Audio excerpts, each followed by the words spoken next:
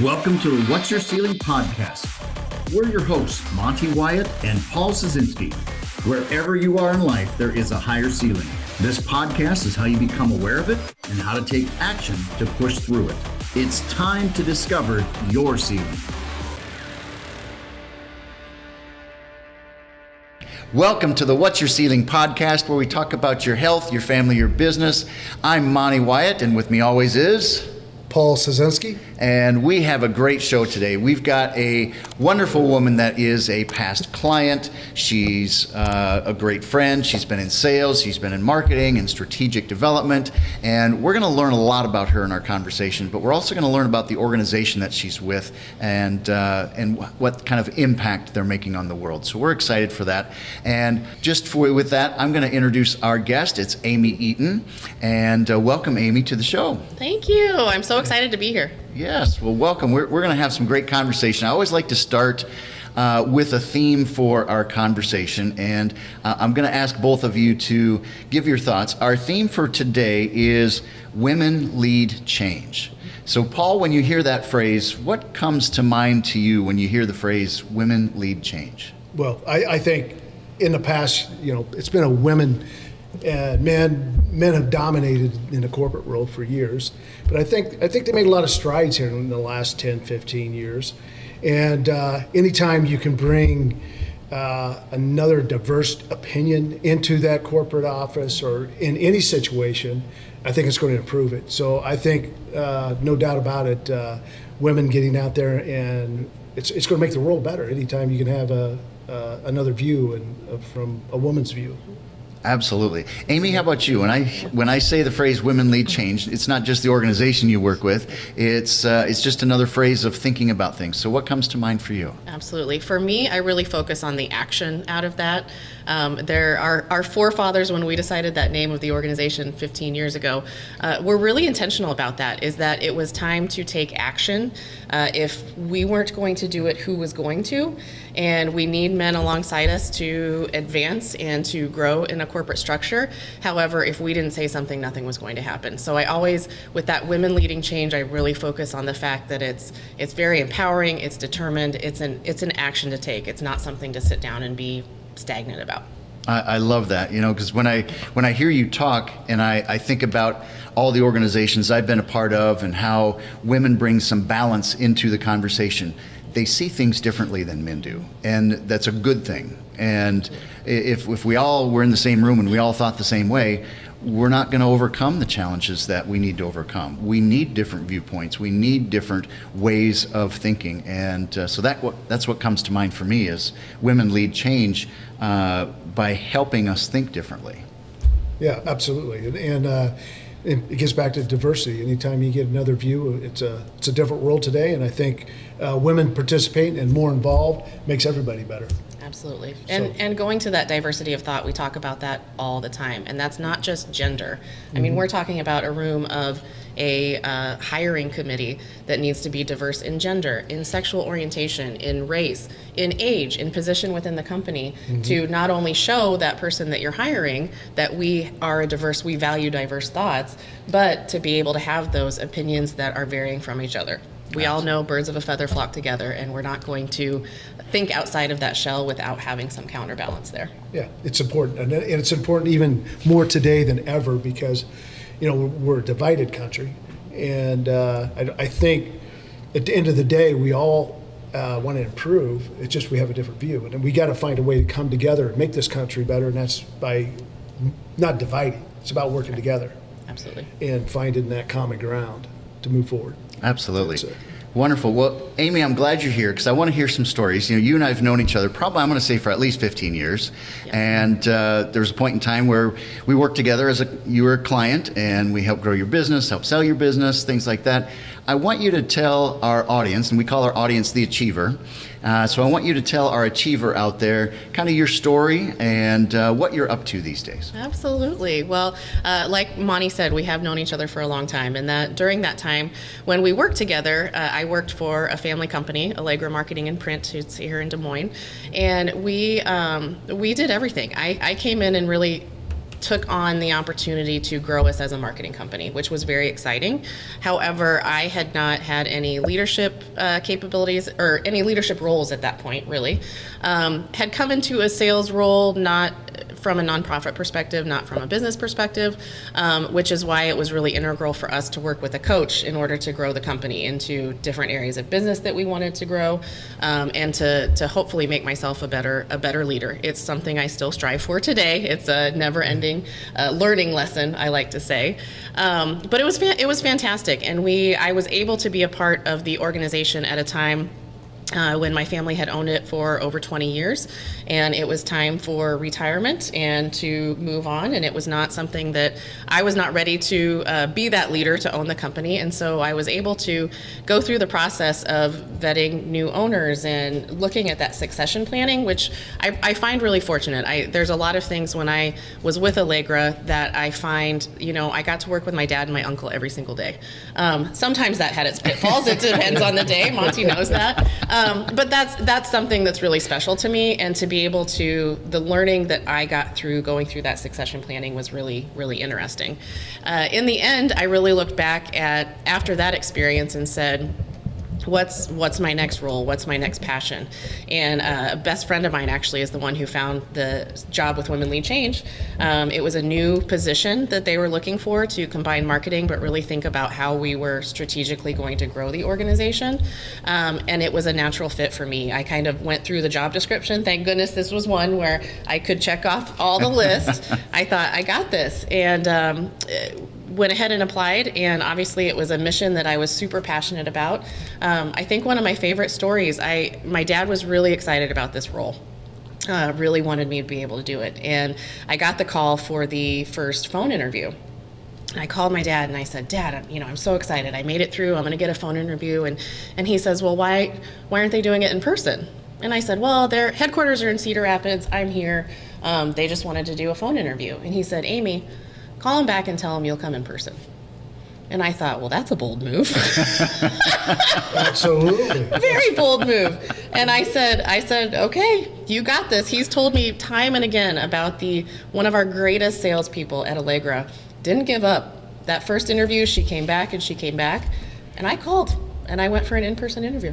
Not to interrupt you, but what exactly what was Allegra? What was a company? What did you do there? What did you sell? What type of a company was it? Yes. Well, Allegra was traditionally a printing company in Des Moines, been in Des Moines for forever. Really, our organization was looking at diversifying. So you think about print on paper is a very transactional action. And how are we going to stay relevant in the world? And so we started to look at the opportunity of bringing in marketing, because everything we were printing had something to do with your organization and how you were creating brand awareness. So the printing grew into promotional products. It grew into signs and banners. It grew into vehicle graphics. But also, how about you let Amy come in and sit down and say, what are you actually trying to accomplish with your marketing? Who's your customer? What is your sales goal? And then let's take a look and be strategic about why we're doing these things. So we could design messaging. We got into logo design. We really, really diversified and said, we're able to bring this entire package to you, which was super fun. Like I said, I find the parallels between going into Allegra as a growing role very similar to Women Lead Change and needing that kind of role to grow the organization. And it's fun. It's fun to do. I love how you describe marketing and then the interview opportunity and your dad challenging you to go face to face. That's marketing. Yes. That's how do you stand out? Absolutely. How do you show a different view of who you are and what's going on? And so I love that he gave you that challenge. He did. And it worked out. It worked out. I'm going to be honest. He even drove to Cedar Rapids with me. He was retired. He's like, don't go on a road trip for the day. I got nothing else to do. Nothing else to do. We stopped in the Amanas afterwards for lunch to just cheer and say, hey, that was really fun. And I felt great about it. And got offered the job. So again, it was incredible advice. I questioned it at first, but he knows what he's doing. Yeah. That 16 years later. That bold move is really a good message of what you do and what you're helping women do. So tell us more about the mission of Women Lead Change and what you do on an annual basis to help women. Absolutely. So we really look at, we're looking at workforce development and education. Our organization just happens to look at it through a gender lens. So women are 50% of the workforce. How are we only 5% of the CEOs? So we are incredibly data driven. We took that fact from the beginning and said, why isn't there more leadership development specifically for women to get them to advance across their career? But then also, how can we execute on that? So it was 16 years ago in eastern Iowa, and I picture it. We don't know the story because we weren't there in the room. However, I picture the CEO of University of Iowa Hospitals and all of her amazing female leaders were sitting there and we're like, we can't find this. As great women, what do? We'll make a conference. Just made sense. And they did. And they started bringing in names like Gloria Steinem, Ariana Huffington. I mean, this wasn't just a little conference that they dreamed up. This was, if we're going to do this, we're going to do it big. And they sold out. We called it the Friends and Family Conference, but it sold out and they had a waiting list for the next year. So that was proof of concept that the leadership development that we were offering was needed. The market would support it, and organizations were looking for it. And I think that's another big key to what we do as an organization is it's not just about the individual development, because I can take and I can teach you all about leadership presence and emotional intelligence. However, if you're not with an organization that has a structure that supports your development, supports diversity of thought in rooms, how are you going to advance? So we're very intentional about looking at leadership holistically. How can we look at individuals and help them, but how can we talk to a company about why this is important? And we've already talked about many of those things. It's all about diversity of thought. It's about the policies and the structures that end up at corporations that have a female voice in the room. It's a lot of, like I said, data and research that proves what we do isn't just to feel good. I feel really great about it. I'm a woman. I want to see us move. But there have been advancements made, and there's so much work to still be done. So much. And I think that's what really keeps us going. So what's super exciting is we still host those conferences. Those are still 1,000 women in a room to engage with for education, empowerment, inspiration is pretty amazing. So we still host those conferences. We do 3 a year, one in Cedar Rapids and one in Des Moines and one in the Quad Cities. But connecting the dots the rest of the year, I think, is that secret sauce. So we've all been to conferences. You were drinking from a fire hose when you go to a 2-day conference. How do you go back and put that into place? So we've really tried to connect those dots there in offering follow-up workshops, offering a discussion guide afterward to take back and share with your ERG. That's been a huge tool. Having educational opportunities specific for current emerging leaders and for mid-level women. And so that's kind of created what we look at as an organization as a whole of how can we continue that engagement and involvement throughout the entire 12 months, not just see you once time a year for a conference. That's fantastic. I love the two-way approach with the organization and with women in general. Absolutely. Tell us more about some of the activities that you're doing with organizations. We have a couple different ways that we have those conversations. So number one, we are a nonprofit, and so we have to have corporations who stand behind what our mission is and value diversity across the board. So we are funded by corporations. They're also the ones that send their employees. But we get in and have conversations with them, again, about why should you take this challenge? Why should you focus specifically on women?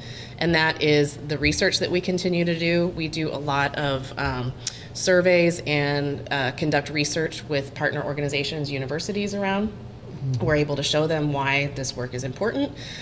We've got a program called the Epic Corporate Challenge, which is very simply a CEO pledge to say, we are committed to doing this work, and here are some of the ways that we can do that. And so we focus a lot when we talk to organizations about recruitment and retention.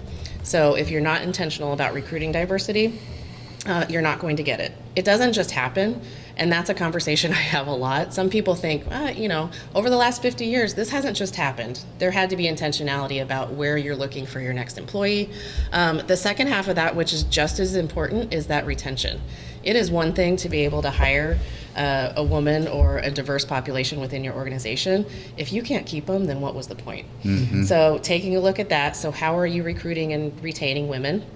having a focus specifically on women of color, because as the data shows, when we look at women as a whole, you start to get down to looking at separation by race and ethnicity, and those numbers go down even further. So especially in senior executive positions. So how are you advancing women of color? Taking a look at pay equity. We really challenge companies to do an internal audit or an external. There's companies that do that for you and can come in. We've had countless stories of organizations who didn't think there was a problem, and they did an audit and there was. And the good companies correct it, obviously. And then gender equity on boards of directors. So again, thinking about those rooms where you need to be in and have those conversations. If you've got a room of all the same looking people, especially at a board of directors level, you're not going to see any changes. And it was literally, I don't want to quote the year, but it was within the last few years that finally the last S&P 500 company with a board of directors finally broke it and got one woman on there, and that was the last one. That was within the last 3 years. Wow. Yes. So that is where when I sit down and say that our work is hardly done if it's in the 2020s and we still had a board of directors that was all men. And how is that showing to a population that could be your next employee? And quite frankly, every generation that goes down is looking for much different things than salary and 401k. They're looking for culture, they're looking for diversity, and if you don't have it, they're not going to look at your company. So you absolutely have to evolve. That's fantastic. I appreciate you sharing that, because that's an interesting story that most people don't even think about. They just go through their day and they don't think about some of those things. But when you're looking at the longevity of an organization, you're looking at success, you do have to think about how are we getting the viewpoints of multiple experiences. Yes. That's great. Yep. You know, one of the questions that I had, and as you think about all of the different activities that you're doing and just getting started on something, what are some of the things that you still believe that are holding women back?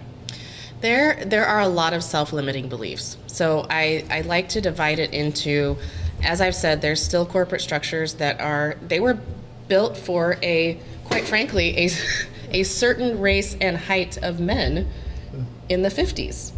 That the temperature in buildings is set at a man that metabolizes at this rate and has a 3-piece suit in the 50s, and we're still looking at that.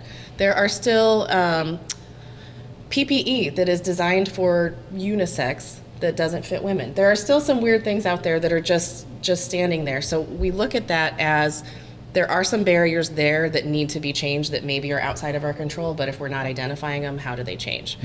Then we look at those self-limiting beliefs. There's times that I cringe a little bit when I talk about confidence and imposter syndrome. I cringe because it seems to be buzzwords sometimes, and it gets placed on women in particular. And I will fully admit, most people have imposter syndrome of some sort. Right. Most people have some sort of voice that's saying, "Are you really supposed to be here?"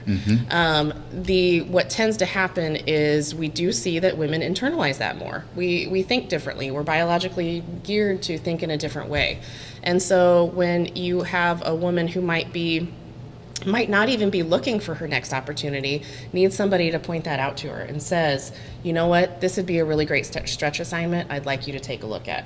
This would be an opportunity even in a different department. If you've got somebody who's an ally, or we really focus on sponsorship, especially by men in corporations, to tap on that shoulder, sometimes you need that. Sometimes you still need that confidence to say, I've got 9 out of 10 things on this job description, and I don't have that last thing, so I'm not going to apply. Men will apply just to apply sometimes, quite frankly. That's what the numbers show.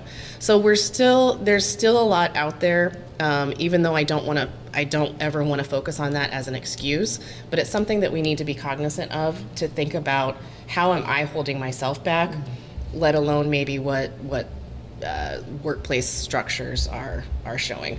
And I think a great example of that is STEM. So the science and technology areas and things like that. I was just commending for your daughters who are in this engineering, in this STEM world. There's a drastic drop of the number of women who graduate with degrees in those areas, and the number of women that are still in that field 10 years from now. Really? There are organizations that aren't built to have a diverse work population, and those are the people that are getting weeded out, which is why you end up with an organization that looks all the same. So there's real issues there that need to be addressed. So is that a scenario where the organization doesn't know how to handle that? They don't know how to communicate it. They don't know how to work together. Mm-hmm. It's been a man's world for so long. They don't know how to incorporate it. Is that really what's occurring? I think so. A lot of that. And it goes back to that on a corporate level. What are you doing to retain those employees? Mm-hmm. And if you're not showing it of importance at a corporate level, that also has to trickle down. So it's one thing for a CEO to believe in that, but are you giving training to everybody else that goes down below? There's a lot of unconscious bias that happens, especially between the genders. There's a lot of things that are happening, microaggressions, that if they have to be talked about, those are the kind of things that shouldn't be a training that's just checked off the list. We see this a lot with DEI. We did it, so now we can say we did it, and you haven't followed up. Right. There's a reason those women are leaving those jobs, and it's because of the environment that they're in most of the time. If you were to give our women achievers out there listening, Yes. what couple points of encouragement would you give them to help maybe eliminate that imposter syndrome, or build that confidence that you were talking about? Absolutely. I did a really fun exercise one time at a conference, actually, and I made a visual representation of my imposter syndrome. It was like a crafting project, and then I named him. He's Snaggletooth the Doubter. He lives on my board at my desk. There are plenty of times where I have had to look at him and say, there is a reason I got this job. There's a reason I'm here. Why are you doubting yourself? You can let that voice go. That was a really, like I said, that was a really interesting conversation. I talk a lot with my therapist about walking alongside all the voices we have in our head. We're all working towards the same goal. Our bodies are trying to keep us alive. Some of them don't sound that great, but if you can walk beside that and move beyond that, I know that starts to sound a little, it's mindfulness, it's great work. So I think that's one thing that's fantastic. I think finding an ally within your organization is a huge benefit. We talk a lot about women getting talked over in meetings. Conversations of maybe coming up with an idea that doesn't resonate, but 5 minutes later someone else says it and it gets picked up. We talk to women a lot about those shake your confidence. Mm-hmm. Why did I even speak if I'm not going to be heard? If you have another ally in the room, which actually the data shows you need 3 to help amplify your voice. If you say an idea that I support, I amplify that. If someone else tries to take that idea, and it's done in a very effective way, that is a great idea. I loved it when Susie brought it up too. Huh. Acknowledging that, having those conversations in those rooms. If it's an egregious offense, I would recommend maybe having that conversation outside. But I think in regard to confidence, that's a hard thing. I am an anti-confrontation person, so conversations like that terrify me. But if you're not calling it out, you're not going to make any change. Right. So that's just helping your confidence. But when you've got that allyship within your organization, that's a huge benefit. That's wonderful. Yeah. Are most organizations open to doing those kind of activities, building the allies and having the sponsors, that kind of activity? I think the organizations, there are many getting it right. There are many that are focused on those employee resource groups and having those safe spaces to have those conversations. But the ones who do it well are not leaving that conversation in that ERG. They're making sure that what we're learning in here is shared company-wide, whether that's through more advanced training, whether that's through inviting to events. It's so much about exposure and not holding in that knowledge. We create safe spaces, but we can't all be in a bubble. Right. We were talking before about, we do invite men to our conferences, to all of our workshops, to all of our programs, because we can't do this alone. Men are still the higher percentage in those C-level positions. If we just try to fight it ourselves, there's not going to be any change.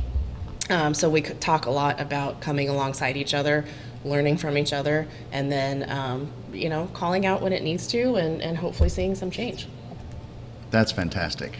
I love the impact. So I I want to come back to the organization. So is this just an Iowa organization? You're doing events in 3 cities.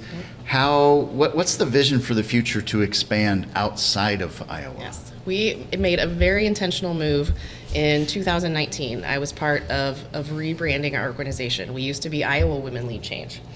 What we found was Iowa was exactly the perfect spot for us to start this organization. We had the corporate support, we had the public and private support to be able to start this group. What we found was just in our physical presence, we were in the Quad Cities, which goes outside. We were in Dubuque, we were in Sioux City. We were already touching outside of Iowa, and so why were we going to limit ourselves to that? Because what we're training on is leadership development. Iowa is just one place where that we happen to host that. So we rebranded as just Women Lead Change, and it was an exciting move, but it gave us an opportunity to grow in a lot of spaces that, although our in-person presence in Iowa is still regional, with our conferences, I now host one of our programs in South Dakota. I go to Sioux Falls for one of our Women Connects. We've incorporated virtual because we've got so many organizations that are headquartered in Iowa, but think about their hub and spoke and all the organizations, all the offices they have outside of that. We didn't want that knowledge to just stay here. So being able to offer virtual login to our conferences, hosting our own podcast, really growing in that space outside of just these borders has been very intentional growth, and I think we've got a ways to go. I would say at least once a month we get the question of, why isn't this in Colorado? Or I just moved to Wisconsin and there's nothing like this here. What's this?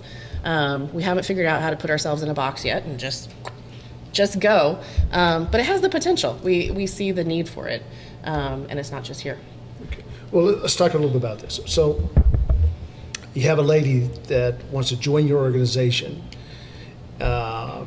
Is it like an annual fee, and then you go in and you coach them up on advancement and knowledge and how to step into the corporate world? Kind of take us through that a little bit, if you could. Absolutely. Yeah. So a lot of our engagement for individuals is through our programs.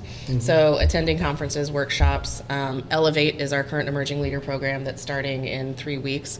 So there's ways to engage there. What we've also tried with those individuals is most of those individuals are involved within their own company too. So how can you invite us into your ERG and we can do a presentation on not just Women Lead Change, but we do a lot of conversations about why this work is important, because we haven't broken through the ceiling yet. Now they call it a broken rung. I mean, we're through the glass ceiling. Now there's a broken rung on the ladder. Like there's a lot of things. So inviting us in to do those trainings and opportunities, we offer with the company. The company. So you're working with the company and communicating. Absolutely. You're working with the ladies. Absolutely. Okay. Offer resources. So we've got some information for individuals on, how can you get on a for-profit board of directors, which is a really good succession plan for women as they leave the corporate world. We've got our podcast. So a lot of resources to empower them individually, and then get engaged through some social events. A lot of times we're bringing women together to have conversations. Again, we don't want to isolate ourselves, but it is a safer space to have a group of just women. So we host Women Connect programs in 5 different regions, which is a corporate membership, but then individual women come and attend our events. We also, we have I told you about the Epic Corporate Challenge. We have an Epic Ally Challenge as well. So this is a way for individuals to make that pledge that they are going to call out gender bias within the workplace, that they are going to actively work to spread the message, that they are going to be active participants within their organizations, because I'm not there every day.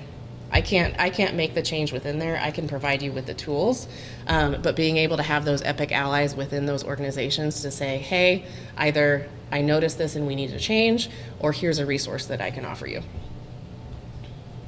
Outstanding.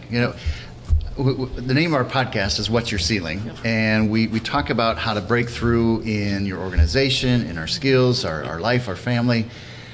I'd love for you to share a story that you have of something that you've broken through in this process. You changed careers, a whole different focus. How has that caused you to grow, and what did you have to change in yourself to get to where you are today? Yep. Well, I've already told you about Snaggletooth the Doubter. Yes. So he still exists, and I still think leadership is a journey that you're on your whole life. So I'm very active about learning more about how I can hone my own leadership skills and put those into place. But then also taking a look at how can I use that personally and professionally? Because I think there's a lot about being engaged with your community, being engaged with your friends, your family, and being engaged on a work level. So I am a constant learner in that regard. I read a lot of books to try to get past that. Sometimes they start to all mush together, but I usually have 3 books going at one time. That tends to help that. What's a book that you'd recommend right now? Oh my gosh, I just, one of them, I was just recommending this the other day, is a really quick read and very empowering, is Wolfpack by Abby Wambach. She is a record-breaking soccer player. Wolfpack is kind of talking about your huddle. Fantastic book. Another one, we had a speaker, her name is Judy Holler. Fear is My Homeboy. Fantastic read, actually. And then I always have Brain Candy in there too. But those are my professional top reads right now. We were just talking about, this is one I need to get into, and I'm going to throw it out because it's a great one. Is Mindset by Dr. Carol Dweck. Okay. It's an older title, but she is one of the first kind of psychologists who broke into that growth mindset area, and it's referenced by a lot of people. Oh, fantastic. Yes. Appreciate that. Yes. So hopefully our audience, the Achiever, captured those. Wolfpack, Fear is My Homeboy, and Mindset. So Yes. very good. Absolutely. Very Absolutely. good. You know, I want to come back to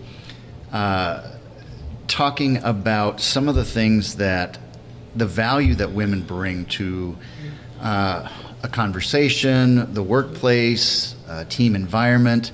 Just so our audience, the Achievers, think about it differently of how can we engage more women together, and what is the value that we should be looking for, and that we should encourage that we have this greater balance with. Absolutely.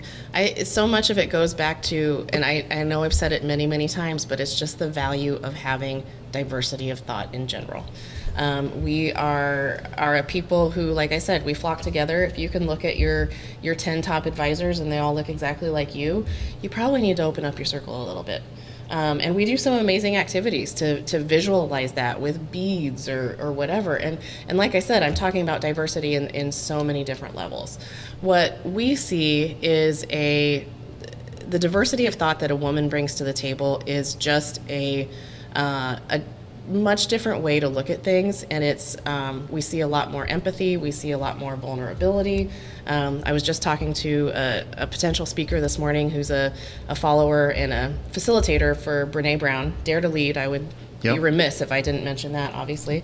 And we just talked about the way that leaders were. She comes from a military background, but I think it's very relevant in that a CEO that is only driven by the bottom line, and this is black and white, and this is how we should work, and then you go home, and then I come back, and we're fine. That's not the leader when you think about your best leader. No one is saying that. No one wants to work for someone like that. The conversation we had is that although men are growing in their leadership, there are some of those natural tendencies that women have that foster a leadership presence that is more focused on emotional intelligence rather than just, I was born a leader, quote unquote, because I don't believe that either. And so being cognizant of those aspects that a woman can bring to the conversation. But I think the key is making sure you're intentional about having them in that room. And if you don't have the power to invite them into that room, what are you doing yourself to get into that room? It might take some time. Yep. But it needs to happen. That's where that's where change happens. And I get it. Change is hard. it's sure scary. But it's all about being intentional. I talk a lot about being intentional. Things don't fix themselves without somebody paying attention to the problem. And there's some inherent bias around that sometimes, of saying, well, I can't just give a job to a woman because she's a woman. Well, how degrading is that? You just implied that she's not qualified? And are you looking for candidates that are different? Are you going to different resources? If you're only getting a pool of candidates that's all looks the same, keep the job open and keep looking. Yep. You don't have to take that. And so I think it's when I go to saying that that's the hard part that you need to focus on and be intentional about, you just absolutely have to. It's not going to be easy at all. Nobody's saying that. But it's also not going to create change if you don't. Mm-hmm. Yeah. Oh, fantastic. Fantastic. So tell our audience how to find you, how to learn more about your organization. Absolutely. Well, WLCglobal.org is our website. We keep that updated with all of our events and programs. I will say this, that I innately myself tend to say yes to everything, and we do that as an organization too, because we have great ideas all the time. And so we are always putting out new content and new events. We've got conferences this fall, so in Des Moines and the Quad Cities, if you're there, those will be coming up. We've got a speaker announcement for our Des Moines conference coming up in a couple weeks that I'm excited to kind of round out that. No hints? Any hints? I can't. If they are watching, I don't know if you've seen these contracts, but they're intense. So we've got those conferences. Our podcast, the Own It podcast from Women Lead Change, is on all your podcast providers. Some great conversations there. We're really focusing this season on women business owners. Just the challenges that come with that, and have some really interesting conversations. So season 4 is out, but you can go back and listen to all those episodes. We've got some awesome stuff on there. Oh, fantastic. Great. Fantastic. One of the questions we ask every one of our attendees and our guests is, what do you want to be known for? So as you think about the impact that you make on the world, what do you want to be known for? I was just thinking about this yesterday, and I'm glad you asked, I am an innately optimistic person. My default when I wake up, even though I love to sleep, my default for the day is going to wake up with joy and optimism and the intention to see the good in people. I want to be known that I am a safe space. I believe in equity for all across any form of diversity, and I am a safe space to have those conversations. And I hope that I'm really focusing on being intentional about where I am in the present moment, and I want to be known as somebody who's adding joy, not taking something away from somebody else. If I'm included in that conversation, in that event, in that boardroom, I want to be known that I'm there for a reason, and hopefully am putting smiles on people's faces. I love that. I love that. Joy every day, right? There you go. It's just life's too short not to. So, and it's summer, so I'm just joyful all the time. Oh, that's great. Paul, what are some of the learnings that you gained from Amy today? Well, you're absolutely right. I think being intentional is really important. Understanding, communication is that's kind of foundation. You talk about developing, advance, and promote. It's enjoyed and I have learned something. Awesome. A couple takeaways that I want to encourage, and just a couple of them came from your stories. Make bold moves. When they're asking for a phone interview, do it face to face. That just shows a little assertiveness. I love your holistic approach to leadership development. It's in the organization and the individual, and we have to work on our self-limiting beliefs. Every one of us. We all have those stories. We all have those voices. But I loved a couple things that you suggested. Finding allies in your organization, making sure that we all know that we can't do it alone, and there is value on both sides for men and women to have the other gender a part of it. And I think that's fantastic. So any last minute encouragement for our audience, the achiever, in the growth in the Women Lead Change? Absolutely. I think sometimes things seem dour. I did say that one of my favorite quotes was from Gina Davis at one of our conferences, who said, "We're going nowhere very slowly." And I try not to focus on that, even though it's incredibly accurate. I think I want to leave everybody with that there's, like you said, there are things that can be done. When it seems not hopeful, you are your own individual soul, and you can do what you need to do to advance and hopefully find your own joy. But there are things, and there are companies and people out there who see this work as important and are making the necessary changes.